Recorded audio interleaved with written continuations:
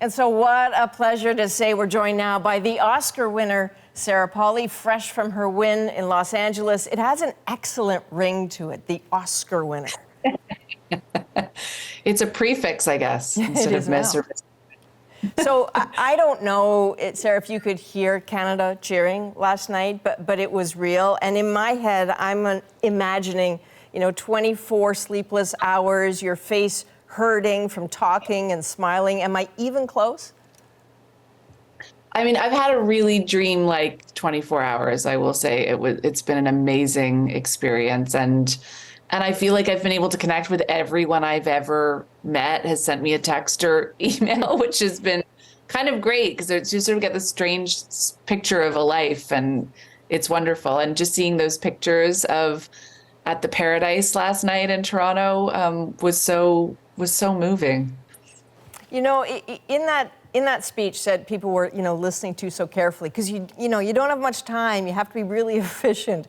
You thank the Academy. Your words, I think, were for not being mortally offended by the words "women" and talking being so close together. It's a great line, but it's so not a joke, eh? Yeah, I mean, it's been a fascinating process to walk through the world with this movie, where just the words "women" talking, people can feel personally attacked by. So getting to sort of witness that conversation has been really something else. And also just, I think when people hear the title 12 Angry Men, I'm not sure people experience aversion. The idea of women talking, not women scolding, not women shouting.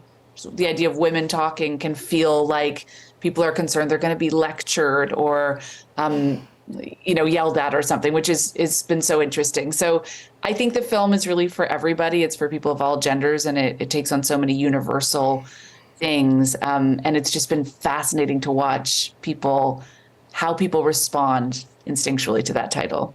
The for everyone part of that is also the second part of your speech, which is that these people were able to get past divisions by talking through them without violence. I mean, you were very clearly, I think, addressing a whole lot more than people who watch the film.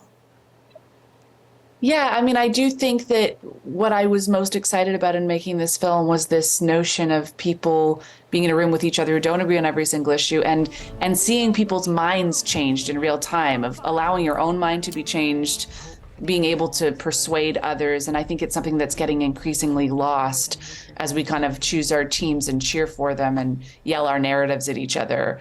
And so that's what excited me most about the film.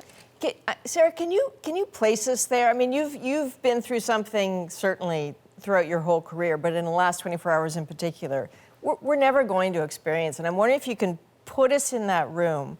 Is there something that struck you that's staying with you? And is there a movie in those observations? The second part of your question, 100% there is some kind of project, either a film or a TV show in that world. Here it's just under such an intense kind of scrutiny, and people have so many different stories coming into that room. It's, especially this year, people come from very different backgrounds. So I do think that, I mean, being there is very surreal. And very strange. And I think we all use the idea of the Oscars. It's like being at the Oscars. It's like winning an Oscar as a metaphor. So then when it actually happens, it's quite confusing because you're sort of searching for the metaphor, but you're living the metaphor. I found it very, very weird meta kind of experience, but wonderful and surreal. And I truly had zero expectations and had actually bet on another movie in my Oscar pool for my category. So I was... Now I need to know who you bet on.